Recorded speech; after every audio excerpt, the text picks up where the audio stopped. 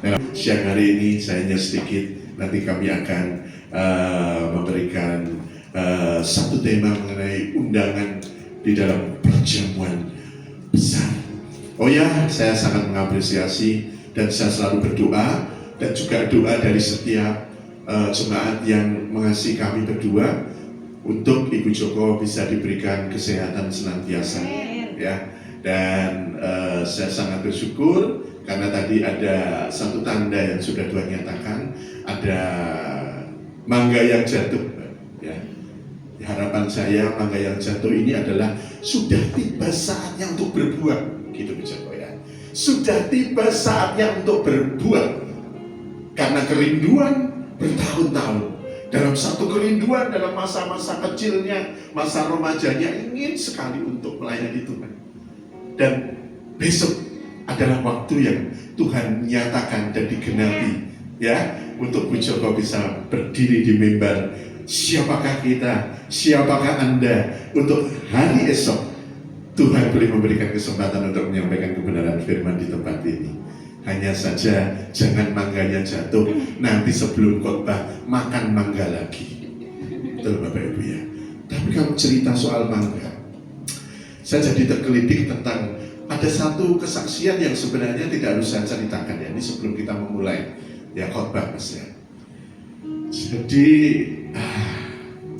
rasa kasih itu memang suatu saat bukan berarti kita harus berbohong, tidak, Bu, ya. Tapi dengan nikmat, kalau memang semuanya untuk kebaikan, itu tentu juga akan menjadi lebih baik. Bicara soal mangga itu sebenarnya saya mau ngomong, ya, untung saja saya juga udah ngomong sama Monik. Kami ini punya tetangga yang sangat baik. Tetangga sebelah kanan kami itu orang yang baik sekali, Bu. Ya, yang satu itu seorang perawat dan dia orang dari Jawa Timur. Ya, yang kagum, yang kaki, sebenarnya orangnya diam gitu, ya. Tapi sebenarnya orangnya juga sangat baik. Kami bersyukur punya tetangga yang sangat baik. Sampai sekira-kira, ini bukan rahasia, ya, 2 minggu yang lalu, habis Bu Joko pulang dari rumah sakit, ini kan sudah pulang sehat, ya. Ceritanya di sore hari Bu Joko sudah tenang gitu, sampai kan bisa tidur. Tetangga sebelah ibu-ibunya ketok pintu, tok tok tok. Pak Joko, Bu Retno namanya. Loh, Bu Retno, ya, gimana? Bu Joko katanya sakit. Oh, udah sembuh, Pak. Udah tidur. Waduh, saya mengganggu loh. Enggak apa-apa lah, santai aja. Pak, ini tadi ada paket yang dititipkan ke saya. Waduh, terima kasih Mbak, ngerepotkan. Enggak, sama-sama. Saya juga sering ngerepotkan. Oh, terima kasih Mbak, ya, di depan pintu. Sambil, nanti tolong ya, nanti dikasih buat Bu Joko. Apa, Mbak?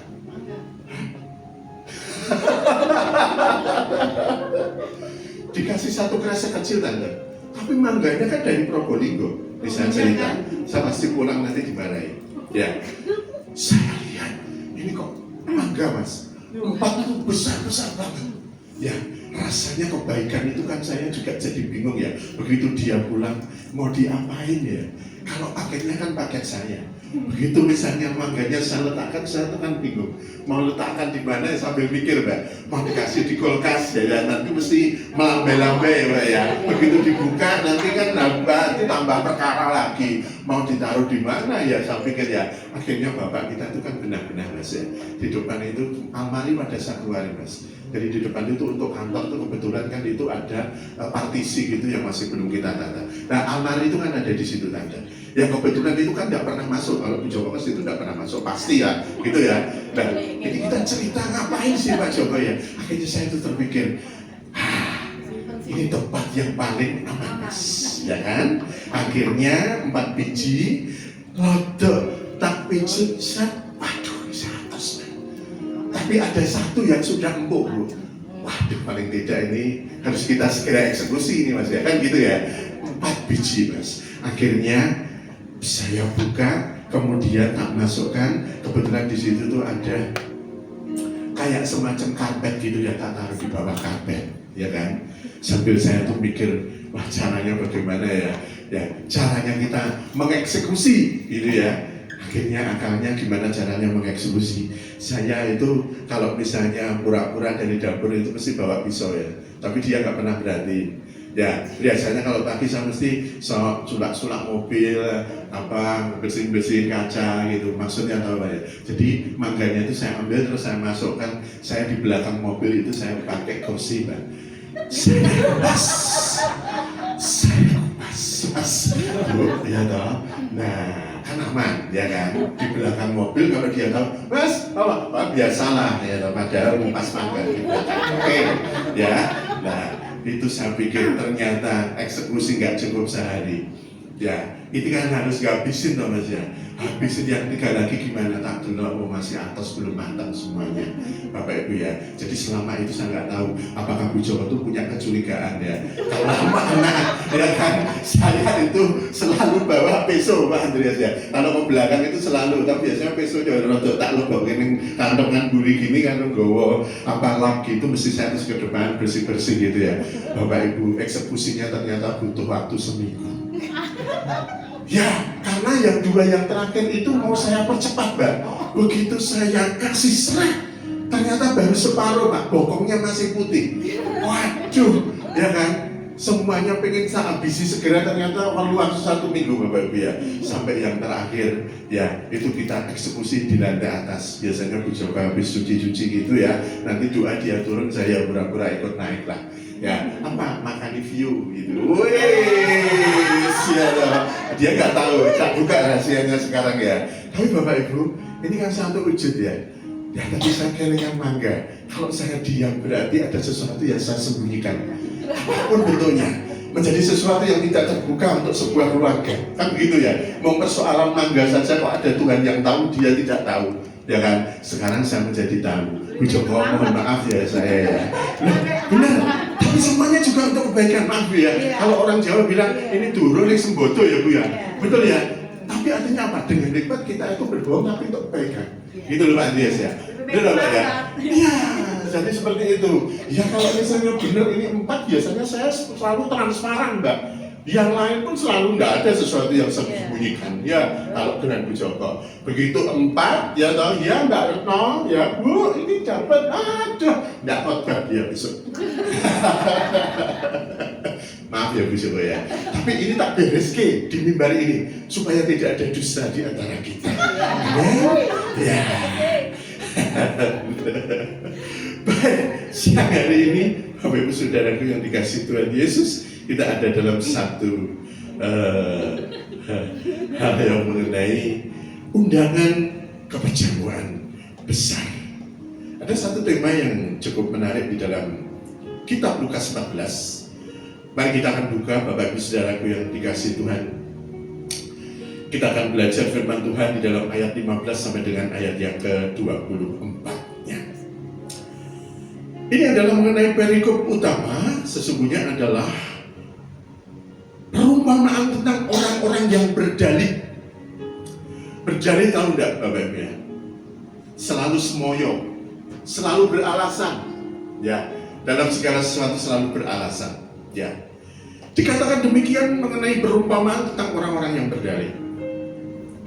Ayat yang ke-15 dikatakan demikian, mendengar itu berkatalah seorang tamu-tamu itu kepada Yesus. Jadi saya memberikan preview, tamu itu siapa? Sebenarnya ini koneksitasnya adalah dengan perikop Lukas 14 mengenai suatu hari Sabat. Jadi ini terjadi di hari Sabat, di mana Yesus datang ke rumah salah seorang pemimpin dari orang-orang Farisi untuk makan di situ. Jadi semua yang hadir mengamati dia dengan seksama. Jadi supaya nyambung ya. Apa ini? Momennya apa yang terjadi di dalam konteks mengenai perikop ini? Jadi mendengar itu, seorang tamu itu berkata, berbahagialah orang yang akan dijamu dalam kerajaan Allah. Tetapi Yesus berkata kepadanya, ada seorang mengadakan perjamuan besar dan ia mengundang banyak orang. Menjelang perjamuan itu dimulai, ia menyuruh hambanya mengatakan pada para undangan, marilah, sebab segala sesuatu sudah siap. Tetapi mereka meminta maaf. Yang pertama berkata kepadanya, aku aku telah membeli ladang dan aku harus pergi melihatnya. Aku minta dimaafkan. Yang lain berkata, aku telah membeli 5 pasang lembu kebiri dan aku harus pergi mencobanya. Aku minta dimaafkannya. Ini juga semoyo lagi ya Bapak Ibu ya. Yang lain lagi berkata di dalam ayat yang ke-20, aku baru kawin dan karena itu aku tidak dapat datang. Yang ke-21, maka kembalilah hamba itu dan menyampaikan semuanya itu kepada tuannya. Lalu murkalah tuan rumah itu dan berkata kepada hambanya, pergilah dan segera ke segala jalan dan lorong kota dan bawalah kemari orang-orang miskin dan orang-orang cacat dan orang-orang buta dan orang-orang lumpuh. Kemudian hamba itu melaporkan, Tuan, apa yang Tuhan perintahkan sudah dilaksanakan. Tetapi sekalipun demikian masih ada tempat. Lalu kata Tuhan itu kepada hambanya, pergilah ke semua jalan dan lintasan dan paksalah orang-orang yang ada di situ masuk karena rumahku harus penuh. Ayat yang ke-24 Bapak Ibu Saudara camkan. Sebab aku berkata kepadamu, tidak ada seorang pun dari orang-orang yang telah diundang itu akan menikmati jamuanku. Amin Bapak Ibu. Pernah sering back to BPT, kalau kita dapat undangan, akhir-akhir ini kita rasanya sering dapat invitation ya. Jadi ini masa-masa sering kita ini dapat orang banyak punya kerja Bapak Ibu. Beberapa waktu kebetulan kita juga dapat undangan dan undangannya itu waduh menyenangkan gitu ya. Ya undangan VVIP lah istilahnya gitu ya. Dan rasanya senang banget ya kalau kita diundang Bapak Ibu ya. Betul ya. Meskipun ada juga kalau kita diundang juga mikir juga kalau dulu ya, waduh diundang meneh ya kan. Padahal diundang itu kan mesti ya butuh ada sangune dan sebagainya ya. Kadang-kadang juga bukan berarti membebani loh Tante ya. Tapi memang betul hal yang sedemikian ya terkait dengan undangan. Nah, kalau kita lihat diundang di dalam satu pesta besar oleh rekan, semangat sekali kita untuk hadir. Dan kita begitu relasi kita menyambut kita dengan luar biasa. Terima kasih loh Pak. Waduh, luar biasa Bapak Ibu. Rasanya senang banget gitu ya kita bisa untuk hadir. Siang hari ini kita mau melihat beberapa hal terkait dengan undangan. Apalagi kalau undangannya ini yang mengundang adalah undangan yang Tuhan sendiri untuk masuk di dalam perjamuannya, masuk di dalam kerajaannya, masuk di dalam segala kesempurnaannya, masuk di dalam tempat kudusnya, masuk di dalam segala sesuatu yang telah Tuhan kerjakan. Dikatakan seorang yang kaya memutuskan untuk mengadakan suatu perjamuan besar. Ini adalah merupakan metafora, ini adalah merupakan satu perwujudan, ini adalah merupakan satu kiasan bahwa seorang yang kaya ini adalah Allah Bapa kita yang mempunyai tempat di dalam kerajaan surga. Ya, memutuskan untuk apa? Pada saat dia boleh kirimkan anaknya yang tunggal, berarti dia sudah mengatakan bahwa perjamuan itu sudah siap. Karena apa? Sang mempelai pria sudah dikirimkan. Karena gereja, karena Anda itu adalah mempelai wanita di dalam konteks ini. Jadi Bapak Ibu Saudaraku, kalau ada mempelai pria, ada mempelai wanita, saudara-saudara katakan di sini untuk hadir juga di dalam perjamuan, di dalam satu sukacita yang ada. Dikatakan kemudian, dikatakan semuanya sudah siap, ya, semua sudah dipersiapkan seperti ini, ya. Semuanya terkait dengan minumannya, terkait dengan tempatnya sudah disapu dengan bersih. Semua pegawai-pegawai semua dengan sangat giat ya. Semuanya dipersiapkan ya, persiapan untuk melakukan undangan, untuk menerima para tamu. Ya. Nah, ini Bapak Ibu ya, saudara yang dikasih Tuhan. Sehingga setelah persiapan itu semua, orang kaya ini mengundang semua orang, tidak terbatas siapapun. Untuk mereka boleh hadir. Jadi ini istilahnya benar-benar open house ya Bapak Ibu ya. Tidak ada undangan yang di sini terkait dengan teman-teman gereja, teman-teman seprofesi atau tetangga-tetangga satu RT ya. Tetapi benar-benar bahwa di sini semua undangan itu sifatnya benar-benar terbuka. Sehingga orang itu memberitahu para pelayannya bahwa segala sesuatunya telah siap untuk perjamuan dan yang menyuruh mereka untuk mengundang para tamu. Tapi apa yang terjadi? Pada saat Bapak Ibu Saudaraku semuanya, kita melihat orang ini, ya, apa yang dikatakan dia, pelayannya mengundang seorang tuan tanah. Namun dia pun juga beralasan untuk tidak bisa hadir dengan alasan dia baru saja membeli sebuah ladang. Oh, tentu sukacita bisa membeli sebuah ladang ya Bapak Ibu ya. Kemudian dia apakah aku juga tidak harus melihat? Dan dia harus segera melihat ladang yang baru dibeli tersebut. Luar biasa, baru beli ladang. Oh, oke lah, akhirnya dia jalan. Undangan lainnya baru saja. Orang ini bilang, baru membeli 5 pasang ekor lembu. Betapa sukacitanya ya kalau dia sudah. Jadi dia katakan, ia tidak bisa menghadiri undangan tersebut karena harus mencoba lembu yang baru dibeli tersebut. Beralasan lagi ya Bapak ya. Akhirnya ini kita lihat satu pasangan muda yang baru menikah. Pelayan itu pergi ke rumah. Dan apa yang dia katakan kemudian? Oh, kami tidak dapat menghadiri undangan itu karena kami baru saja menikah. Beralasan lagi kok Bapak Ibu ya. Beralasan lagi. Ini yang terjadi apa?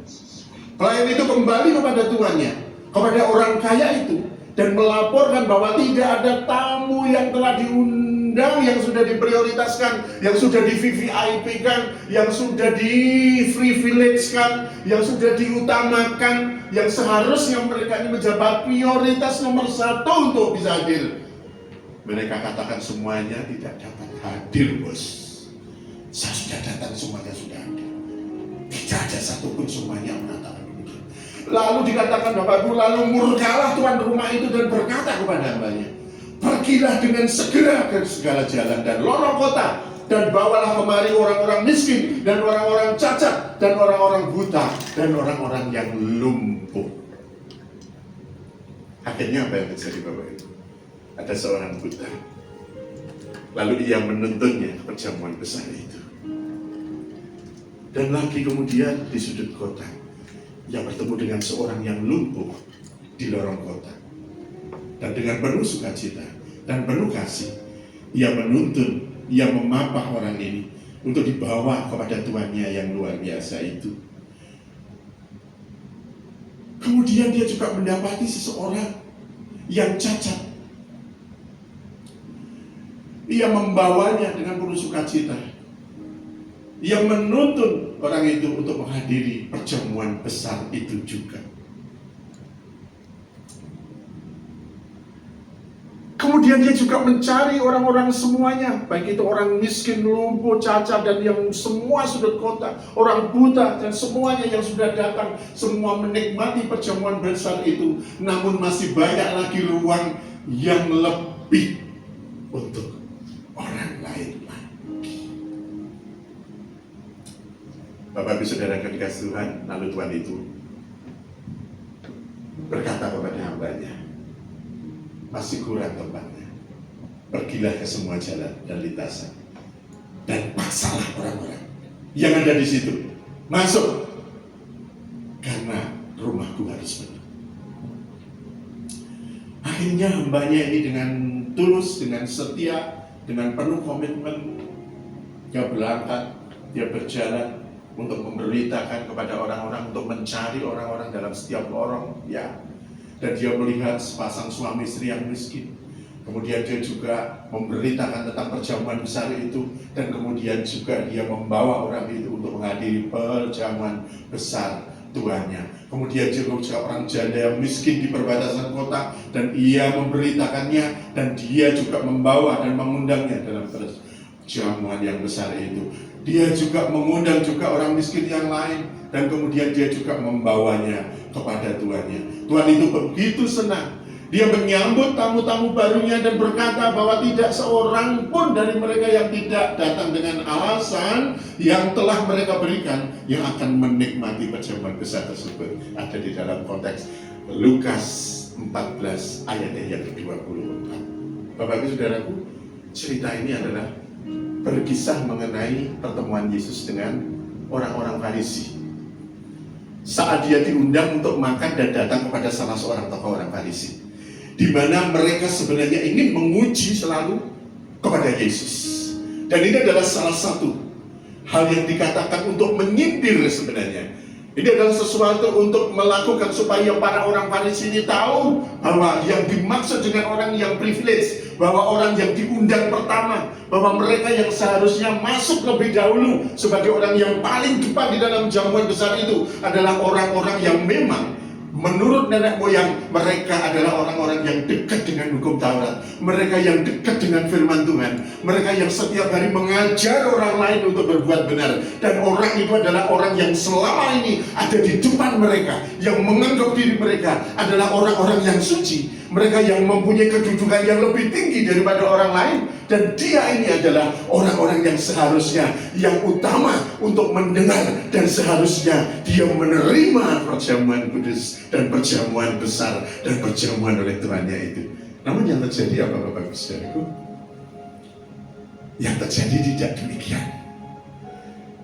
Yang terjadi, orang-orang yang seharusnya sudah mendapatkan kabar baik, seperti saya dan saudara ini, sudah kenal Yesus. Amin. Kita sudah dibaptis, sudah menjadi milik Tuhan. Kita sudah selalu mendengar kebenaran firman seperti siang hari ini. Ya. Dan saudara dilatih untuk mendengar dan diingatkan setiap minggu untuk berlatih tentang bagaimana kebenaran itu harusnya akan terjadi.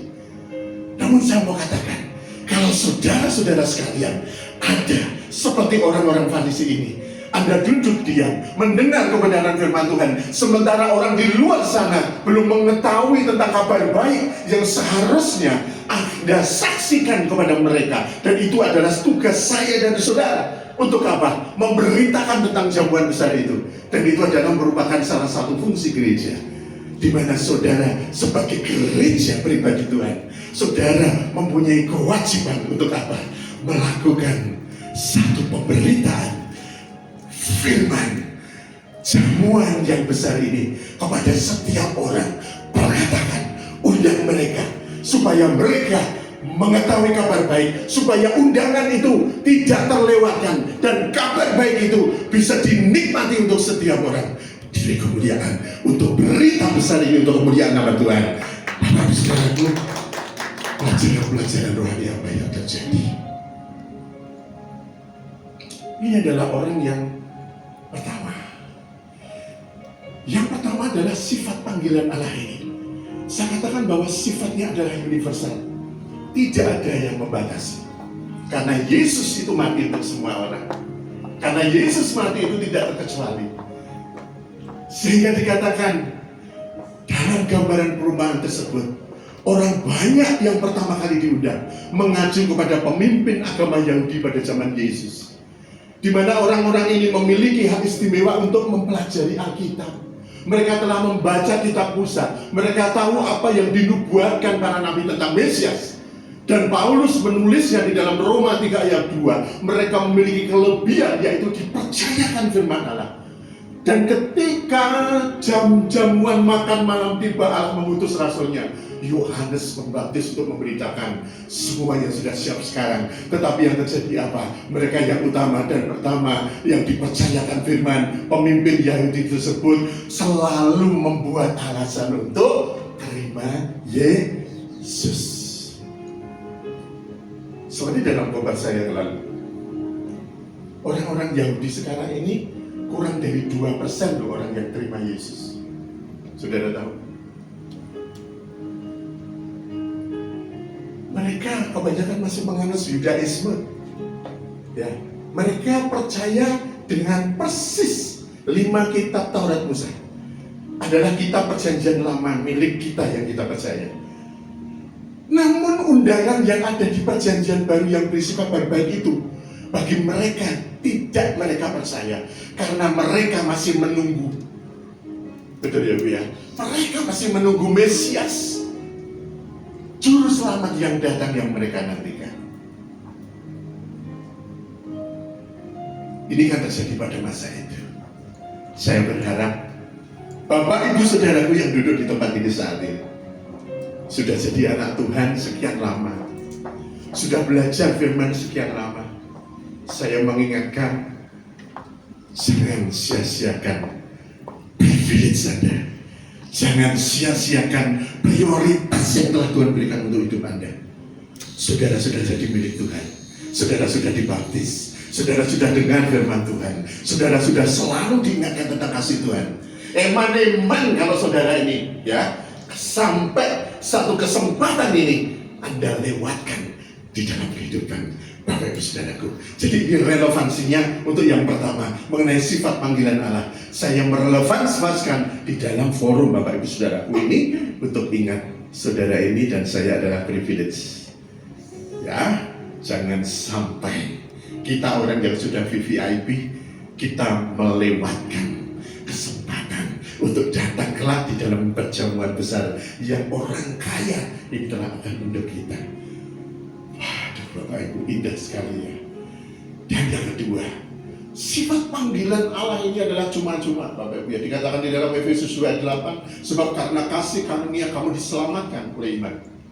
Itu bukan hasil usahamu, tetapi pemberian Allah. Itu bukan hasil pekerjaanmu. Jadi jangan ada orang yang memegahkan dirinya. Amin. Yang pertama adalah sifatnya universal untuk saya dan Bapak Ibu Saudaraku. Yang kedua, sudah datang dalam perjamuan besar, sudah jadi undangan VVIP, sifatnya siapapun boleh hadir, dan di sana jamuannya luar biasa, dan sifatnya kita pun juga nggak perlu untuk nyumbang, betul Bu ya? Nggak perlu untuk nyumbang, karena dikatakan cuma-cuma, ya. Tapi jangan saudara coba-coba kalau besok misalnya dapat undangan, saya bilang oleh karena kasih karunia Pak, jadi tekonnya nggak bawa kopok, Mas. Digoleki jenenge Mas Andri iki kok enek to bocah mau tekoi Mbak Is. Ya to, Mas Andri teko ora teko Bang. Mbak Is datang ya to. Digoleki iki kok ya ngerono ya to. Nah, begitu Mas Andri puji Tuhan suatu saat ketemu mungkin belum masuk gereja. Kemarin datang Pak, datang Pak siap Bapak ya. Waduh, saya kemarin ditanyakan loh, Pak. Ditanyakan sama Bu Joko Pak. Waduh, kok tak goleki kok aku yang bales amplop kok ora enek ya. Pak, saya datang kan katanya kalau jamuan itu karena kasih karunia, betul? Oh, undangan kalau kasih karunia, kan sebenarnya orang umum, Bapak Ibu ya. Jadi jangan dicontoh dalam relevansi yang terkait saya katakan, Bapak Ibu, yang paling penting ya, kalau tadi sifat daripada panggilan Allah, yang kedua, singkat saja, respon terhadap panggilan Allah. Menolak dengan alasan dan dalih yang dibuat-buat. Ya, kalau saudara dipanggil, jangan kita berdalih-dalih Bu Joko. Kalau Bu Joko sudah katakan kamu suatu saat harus layani Tuhan untuk sampaikan firman, jangan berdalih-dalih, ya. Jadi harus selalu siap dan jangan harus jaga diri Bu Joko. Kalau menemukan kira-kira mangga di almari ya tolong untuk bisa, ya. Karena memang kalau roh itu menurut daging lemah, jadi jangan dimakan, ya. Kemudian ini ya kita lihat, jangan menjadi orang yang berdalih-dalih. Dikatakan orang yang baru saja membeli ladang dan melihatnya. Kemudian ada dikatakan baru saja membeli lembu tidak mencobanya. Waduh Bapak Ibu ya, ini lagi orang dikatakan aku baru saja menikah. Ini adalah respon terhadap panggilan Allah. Nah, siapa yang membeli ladang tanpa terlebih dahulu melihatnya? Siapa yang membeli lembu tanpa terlebih dahulu mencobanya? Ini adalah konteks mengenai substansi yang dikatakan dalih. Bukankah ia dapat mengajak istrinya bersama-sama sesungguhnya, tapi karena sifatnya memang berdalih, maka semuanya tidak terjadi orang itu untuk datang di dalam perjamuan. Bapak Ibu, hal-hal yang paling mungkin menjauhkan kita dari Allah itu apa? Tentu saja ya, saya ingatkan ya. Yang pertama, siapa sih yang tidak suka orang? Ya, dikatakan dalam 1 Timotius 6:10, karena akar segala kejahatan ialah cinta uang, sebab oleh memburu uanglah beberapa orang telah menyimpang dari iman dan menyiksa dirinya dengan berbagai-bagai duka. Amin Bapak Ibu, terjadi korupsi, semuanya heboh, betul Pak ya? Masa anak kirap itu ya ping pindu ya Pak ya? Ya benar enggak? Itu kalau enggak 1 Timotius 6:10 karena apa? Benar ya Tante ya? Ya, ini penobatan sesuk. Waduh, penobatan menang, ya kan? Ya untuk saja di Mangkunegaran enggak gitu ya. Begitu Mangkunegaran sudah ngomong, wah Gusti Bri langsung masuk, ya toh? Saya juga nggak mau kalau tiba-tiba Pak Andreas kemudian mengklaim dirinya jadi Mangkunegara yang kesekian gitu. Kan jadi ribut Pak ya. Ya apa sih yang mau dicari? Kalau tidak ujung-ujungnya ke soal ini Bapak Ibu ya? Ya kan? Kita ini suka hal-hal yang demikian loh kalau kita lihat. Coba menjenengan ya, masyarakat kita, pimpinan kita sama sekali tidak ada satu teladan yang saat ini bisa kita ambil. Semuanya tuh kita hanya berpikir kalau kita jadi anak Tuhan. Jadi saya dibolehin, iyo apa tuh ya. Kalau uang tuh kita usianya tinggal berapa tahun ya. Kan gitu Tante ya, wong makane yo padha mung sak piring sego liwet wis enak. Betul ya? Karo wedang dungu nek nang gone keprabon, ya kan gitu. Budek ceker nang pojok kalau misalnya masih buka. Betul ya Pak ya? Lah apa yang mau dicari loh?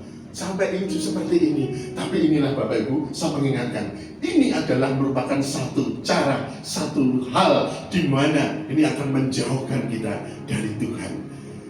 Yang kedua adalah, ini untuk anak muda ya, media elektronik. Yang dikatakan mendekatkan yang jauh, menjauhkan yang dekat. Betul apa betul Bapak Ibu? 1 Yohanes 2 katakan 2:15, janganlah kamu mengasihi dunia dan apa yang ada di dalamnya. Jika orang mengasihi dunia, maka kasih akan Bapa tidak ada dalam orang itu. Hati-hati ya, bisa jadi ya, teknologi itu bisa dalam konteks positif dan negatif. Ya, semua diciptakan juga oleh orang-orang Yahudi, semuanya juga untuk kemudahan kita. Tetapi saudara pahami bahwa iblis selalu berjalan seiring. Iblis itu selalu menginfiltrasi, menyelinap di dalam segala sesuatu, melu dalam isinya.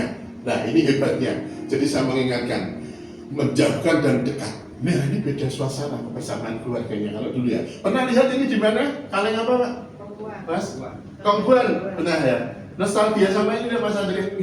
Betul ya? Kalau di desa apa yang menjadi ingat tentang kaleng ini? Isinya rengginang Bapak Ibu ya. Wah, ngerti ini kan biar dulu jenenge kita tuh disuguhi lengginan Mas ampuh Pak ya. Nah, ternyata saya kira begitu mlebu itu kok isinya makrowak gitu ya. Wah, isinya bunder kabeh. Ya, ternyata isinya rengginan ya. Ini beda suasana loh Bapak Ibu ya. Kalau dulu itu seperti ini, coba dengan lihat nih ya. Nah, ini gambarnya yang sekarang jadi seperti ini, coba lihat. Ini yang dulu, yang sekarang. Ini katakan gadget mendekatkan yang jauh, tapi mendekatkan yang dekat. Hati-hati ya, Bapak Ibu Saudaraku. Ya. Aduh, ini anak sudah ada partisinya dengan mamahnya, karena mamahnya begitu asik. Si kecil pun juga begitu asik ya. Bapaknya juga asik. Si cowok kecil ini juga asik juga ya Mbak Is. Bener. Ini sesuatu fenomena yang harus kita jaga terkait dengan media elektronik ini. Halo, ya kalau dia lihatnya super terus. Amin haleluya. Ya, yang ketiga adalah pekerjaan. Ya, kesibukan dan pekerjaan. Saya mau mengingatkan Lukas 10 ayat 38-42. Ketika Yesus dan murid-muridnya dalam perjalanan, tibalah ia di sebuah kampung. Seorang perempuan yang bernama Marta menerima dia di rumahnya.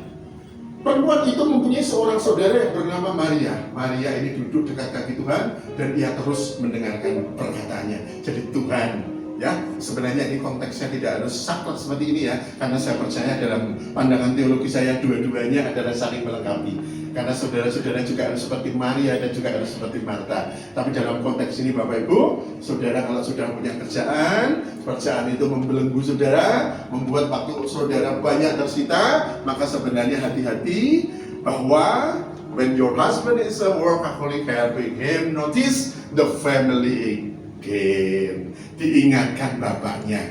Kalau sudah mulai terlalu sibuk, Bu Joko, ya Pak Joko juga kalau sudah mulai terlalu sibuk diingatkan, ya supaya helping him notice to family again. Diingatkan lagi tentang keluarga, karena tidak ada artinya seorang pelayan gereja yang hebat karena dikatakan bahwa pelayanan itu dimulai dari keluarga.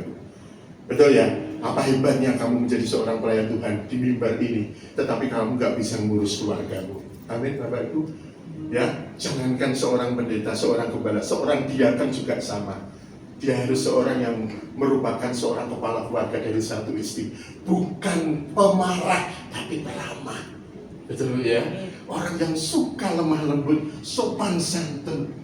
Ini adalah satu syarat untuk melayani jemaat, Bapak Ibu Saudaraku ya. Jadi tidak main-main terkait dengan ini. Saya mengingatkan kepada Bapak Ibu Saudaraku terkait dengan banyak hal yang saat ini bisa menjauhkan kita dari Tuhan. 1 Yohanes 2 dikatakan, sebab semua yang ada dalam dunia, keinginan daging, keinginan mata, dan keangkuhan hidup, semuanya bukan berasal dari Bapa, melainkan dari dunia. Jadi kita harus berhati-hati ya.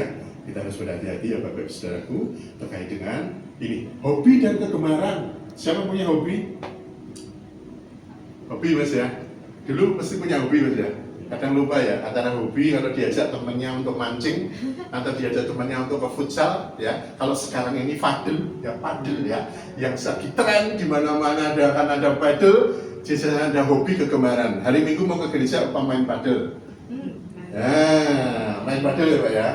Oke, ya nextnya lagi ini ada lagi yang ini. Waduh, luar biasa.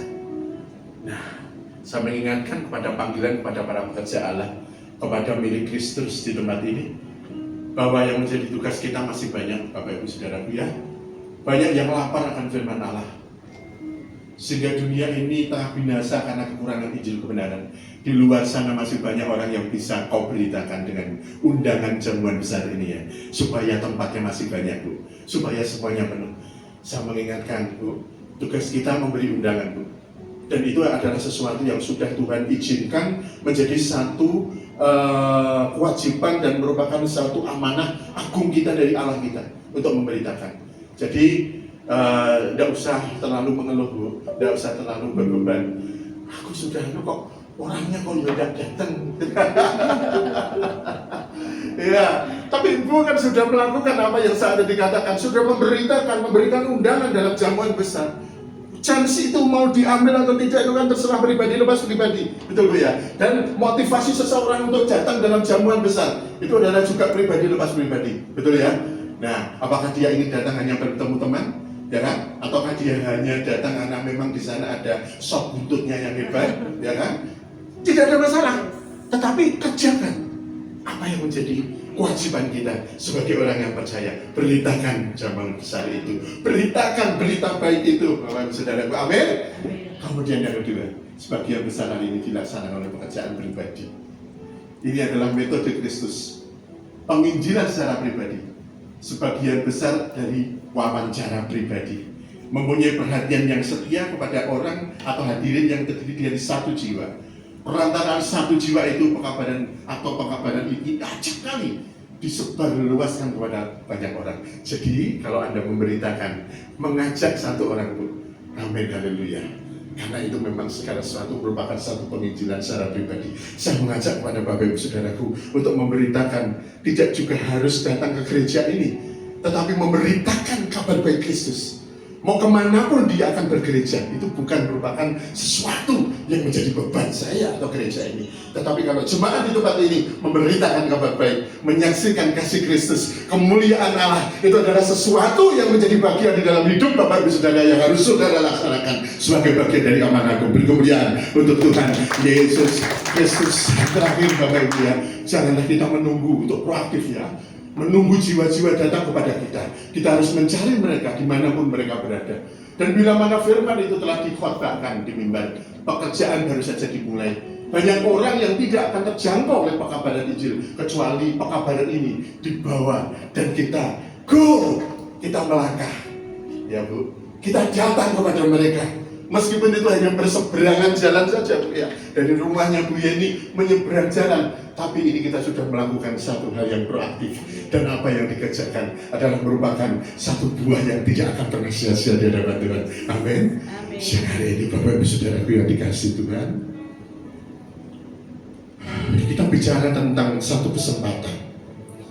Ya, kita bicara tentang satu kesempatan yang terjadi di dalam hidup kita, supaya kita bisa melihat beberapa hal. Kita boleh belajar dalam landscape bisnis. Yang pertama adalah kita lihat gambarnya Pak Andreas, gambar kameranya Pak, ada Pak? Gambar kamera Kodak. Saya tutup dengan ilustrasi ini Bapak Ibu ya. Saudara tahu tentang ini? Ada yang tahu? Apa ini kira-kira? Eastman Kodak and Corporation. Bagi adik-adik teman-teman yang kiranya dulu kita masih SD Bu ya, yang masih pakai roll film.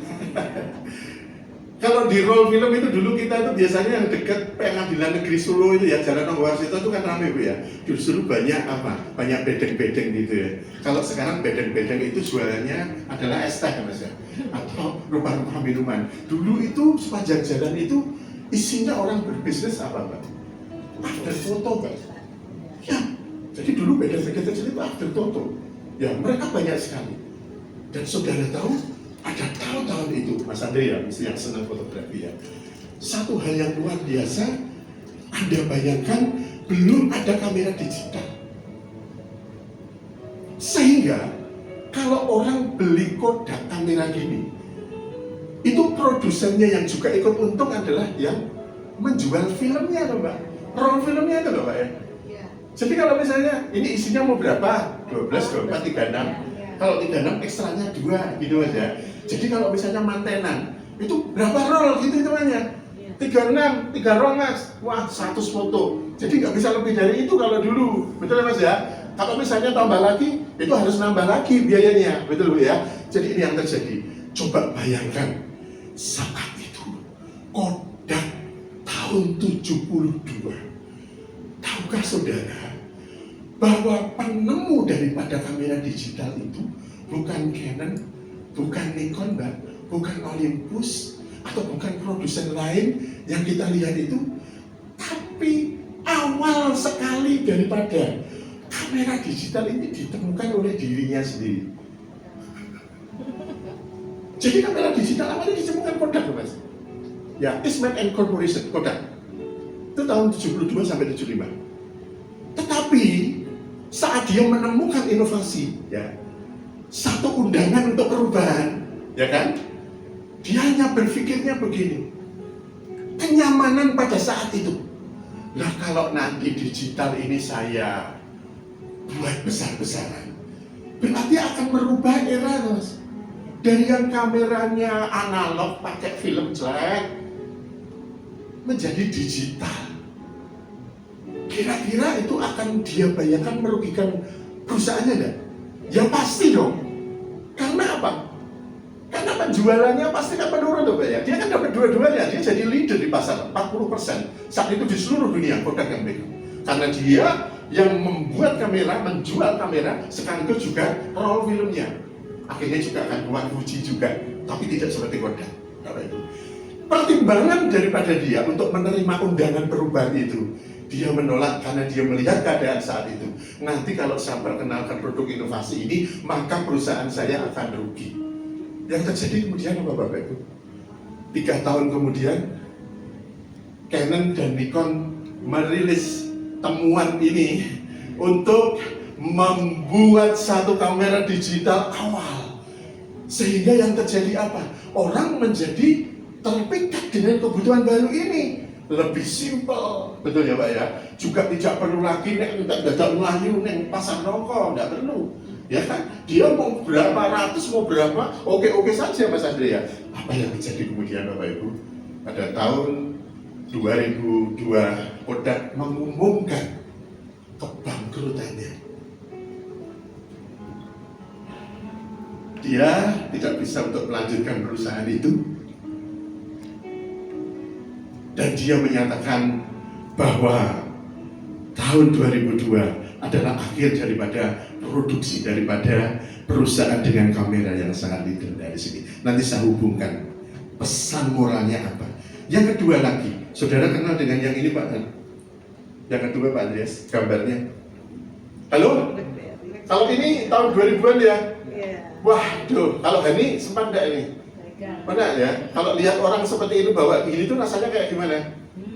Wow, kan gitu ya, keren gitu ya Bapak Ibu, luar biasa. Pasti anak orang kaya, tentu ya. BlackBerry loh, kui ini mancatannya, wah kayak cilik-cilik kayak gini tuh jadi tren loh Bapak Ibu ya. Jadi dulu tuh kalau orang nggak WA apa Mas Jar ya, BB. Dan sampai sekarang saya juga tidak kelakon duwe BB, gitu ya Bu ya. Coba ya, ini orang membuka tabir atau membuka santenan, kok pengen cari itu BlackBerry, tidak pernah kelakon Bapak Ibu ya. Jadi dengar koncone nek, apa malah BB wae, wah, aduh, bangga sekali ya. Nah awalnya dhewe telepon karo SMS wae Nokia, peteng banget ya Bapak Ibu. Aduh, Bapak Ibu, aduh. Wes kamerane petang era karuan ya Bapak Ibu ya, BlackBerry. Sebelumnya bernama Reason in Motion atau RIM ya. Dan ponsel ini Bapak Ibu adalah pelopor smartphone bagi kalangan profesional dan pebisnis di tahun 2000-an. Dengan keyboard, apa yang kita? Keyboardnya ini namanya QWERTY. Wes ya, saya ingatkan di masa lalu. Fisiknya yang ikonik, fitur keamanan yang kuat dan layanan email push yang revolusioner. BlackBerry adalah perangkat esensial bagi banyak orang saat itu. Pada puncaknya BlackBerry mendominasi pasar smartphone di era awal 2000-an. Namun, apa yang terjadi di tahun 2007? iPhone datang. Dan kemudian ada undangan lagi dalam perubahan zaman, ada ponsel Android. Membawa paradigma baru, apa itu? Layar sentuh. Ya kan? Kemudian interface yang intuitif dan ekosistem aplikasi yang luas. Apa sih BlackBerry? Mendengar undangan zaman untuk berubah itu, dia bersikukuh pada desain keyboard fisiknya dan sistem operasi BlackBerry OS yang tertutup itu. Namun yang terjadi, mereka lambat untuk merespon keinginan konsumen akan aplikasi pihak ketiga yang beragam, hiburan multimedia yang dituntut oleh publik, dan pengalaman pengguna yang lebih ramah. Dan akibatnya pangsa pasar BlackBerry runtuh dalam waktu yang sangat cepat. Dan meskipun mereka mencoba untuk melakukan berbagai upaya perbaikan dan bangkit, termasuk beralih ke Android, mereka tidak pernah bisa lagi merebut kejayaan dan akhirnya menghentikan produksi ponselnya pada tahun 2012 awal. Yang terjadi pada BlackBerry. Yang terakhir, ada ringtone-nya Pak.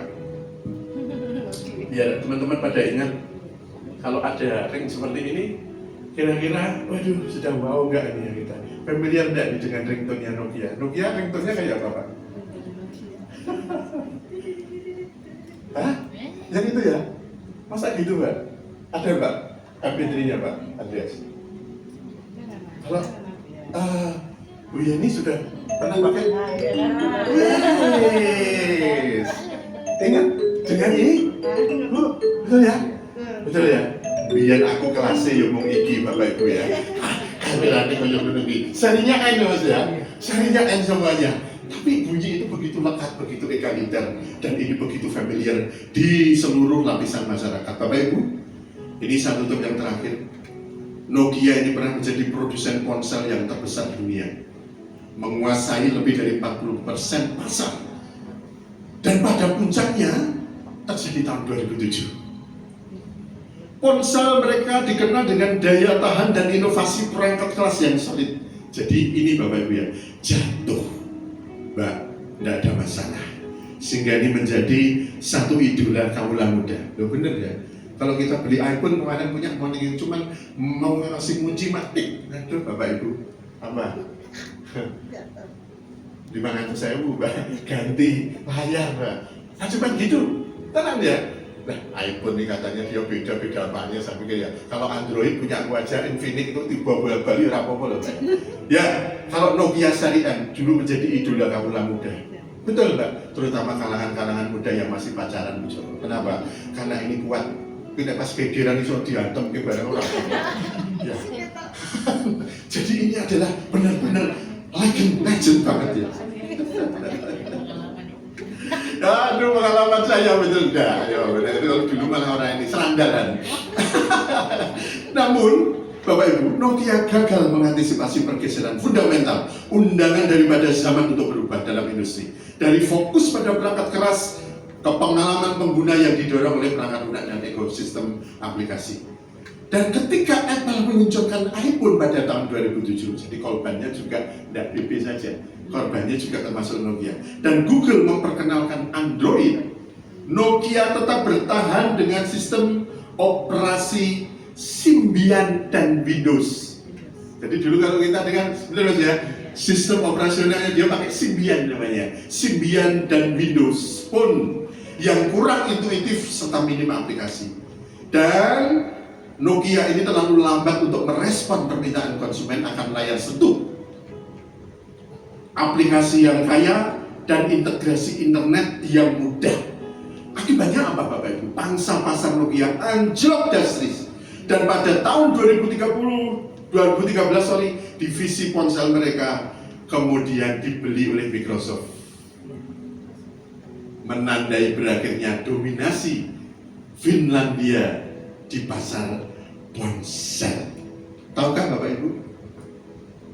Microsoft itu sistem iOS-nya sebelum dirilis sendiri ditawarkan pada CEO Nokia. Kalau saudara tahu. Jadi dia belum memproduksi telepon sendiri, Pak. Penemuan mengenai sistem operasional ini ditawarkan pada Nokia, Microsoft Windows dan Android. Apa yang terjadi dia? Undangan daripada satu perubahan besar ini dia tertawakan. Karena dia meyakini bahwa Symbian ini akan bisa dikembangkan lebih dari sistem apapun dan manapun. Yang terjadi kemudian 2013, dulu yang pernah dia datang, sekarang dia membeli perusahaan itu. Ini halnya apa? Pesan moralnya apa Bapak Ibu? Ada 3 hal di mana tidak ada second chance di dalam hidup saudara. Ada satu yang Tuhan berikan di dalam satu pesan, tetapi Anda tidak boleh terlambat untuk meraih kesempatan itu. Amin.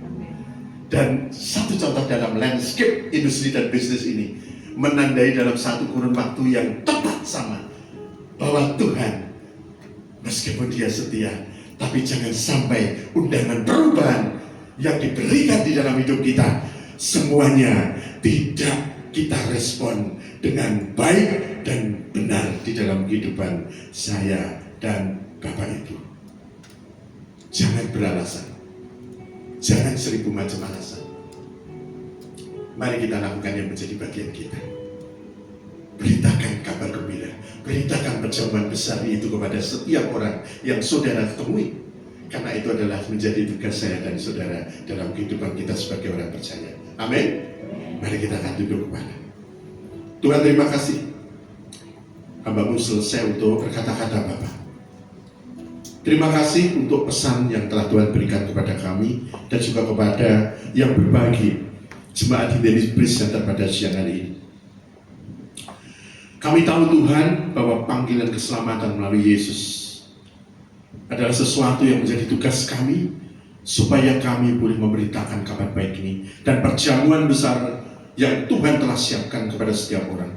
Mampukan kami Tuhan sesuai dengan moto daripada gereja kami, chosen to be the godly witness. Kami dipilih untuk memberitakan kabar baik daripada Engkau pada setiap telinga, supaya kami boleh membawa setiap jiwa-jiwa kepada Tuhan, supaya perjamuan itu penuh terisi dengan kursi-kursi dari orang-orang yang terhilang Tuhan. Dan jangan biarkan kami untuk dibatasi kepada setiap hal apapun, tetapi bahwa keselamatan dan Yesus sudah mati untuk semua orang. Dan biarlah kasih-Mu itu semuanya akan kami beritakan di dalam setiap kesempatan.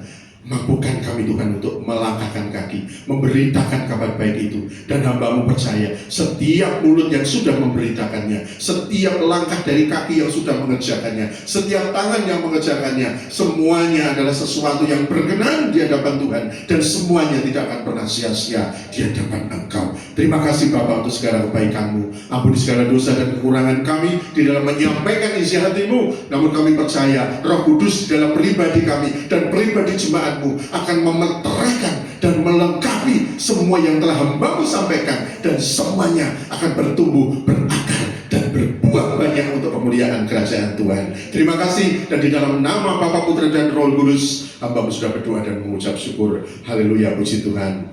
Amin. Kami serahkan. Amin.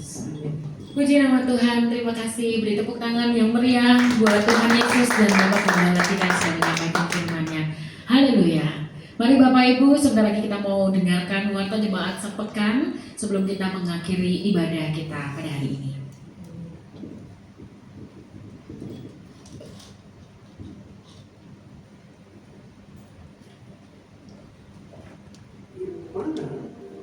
Sesuatu itu seharusnya terjadi. Ekspektasi tidak selalu boleh. Tuhan tidak memenuhi harapan kita bukan karena Ia tidak peduli.